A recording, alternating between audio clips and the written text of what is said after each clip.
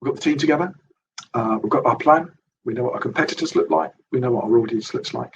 The next thing to do is start working on our story, our unique employer value proposition, the thing that makes us different and the thing that makes our people join and stay.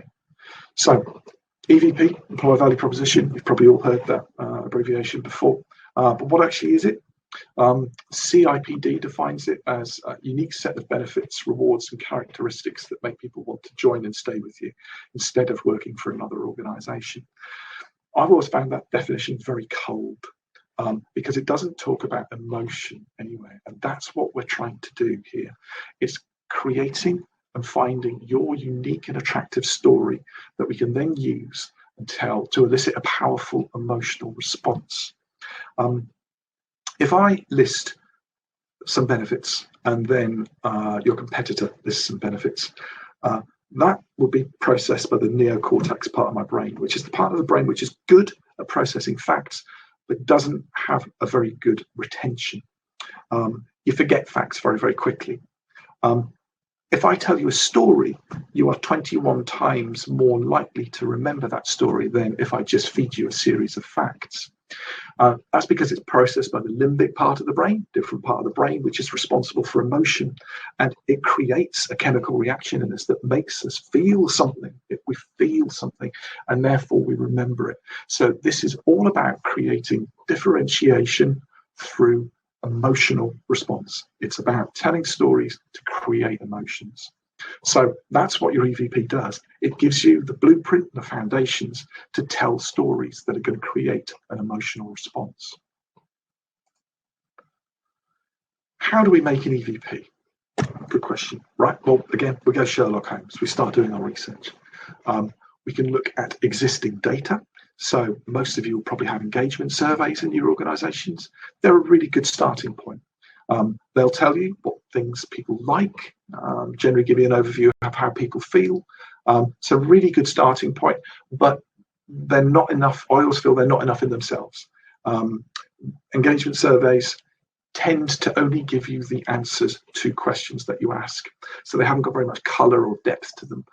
And they miss things if they haven't been asked. So if you don't have an engagement survey, you could always run your own survey very simply using SurveyMonkey or a similar kind of survey tool. And you can complement this with focus groups. And I'm a big fan of focus groups, doing a series of focus groups with different groups from across the organization, at different levels of seniority and at different stages of their career. These are where you can start to really probe. You can ask the question, why do you feel that way? And really dig deep. And this is where the real nuggets, the quality stuff comes out. What you'll also find is from focus groups, you get lots of great quotes, which you can kind of then take and use in your employer branding activity later on. So combination of quantitative survey-based data and qualitative focus group data really starts to give you a clear indication of the things that are unique about your organization. We also advise doing executive interviews as well. That's because the focus groups and the surveys will give you a snapshot of now, how people feel at this moment about working for your organization. But it might be that your leaders want to take the business in a different direction. It might be that you need a new kind of talent coming into the organization. So you need that kind of view from the bridge and make sure that these two things are being fed in together and put together into your employer value proposition framework. So this is an EVP framework that I worked on last year with an engineering client. Some organizations, some agencies just kind of put it into a kind of small piece of dialogue, but I prefer to put it into a framework because then you can see what's underpinning the stuff that's at the top. We've written the kind of elevator pitch at the top of all the good things, but you can see the stuff that's underpinning.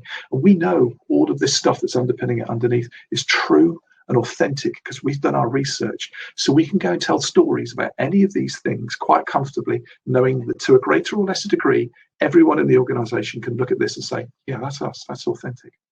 So you can see in the middle boxes here, the middle 4 boxes, there are a series of about 15 things that we found out about this business that were unique and were really authentic. But if you kind of just spread them all out, there's 15 different things to tell stories about. That's quite confusing. So what we then do is kind of pull them together into categories, what we call our EVP pillars. And with this client, we had 4 pillars that we felt comfortable using that kind of encapsulated everything that was unique and great about them. And what we can do now, cast your mind back to the personas, where we're talking about our individual audiences, we can start to fine tune these messages to different audiences. So, for example, our EVP pillar, extraordinary and meaningful work, might be more appealing to engineers, so we can focus those stories towards that audience. Whereas our culture of togetherness is like no other, might be more attractive to customer service people. So we can start fine tuning our EVP pillars and stories to different audiences. What you can also see at the bottom of the framework here is that we start talking about how it feels to work in this business. So again, moving from the functional, moving from the facts to the emotional. How does it feel to work here? Because that's what's going to make people move, people win their hearts and minds. They're going to remember you for it and choose you over your competitors. So we start to describe what it feels like to work for this organization and how you're going to feel when you join. This stuff's also great for not just for attracting people who are right for the business, but it also helps you to take out the people who are wrong for the business. Because if you're looking at that going, well, I don't want to feel like that, then you're going to remove people from the process who weren't right for the business in the first place. So your whole talent acquisition strategy becomes far more effective and efficient. So there's our EVP framework. In our Elevate course, our kind of practitioner course, we spend a lot of time going through how do you research, how do you develop an EVP, how do you build your framework, and then how do you activate it. And we provide lots and lots of resources and tools that help you to conduct external audience research, internal research, run interviews with executives, etc., and to build your EVP framework. So once you've done that, you've got your EVP framework. That's your foundation. That's your blueprint for storytelling.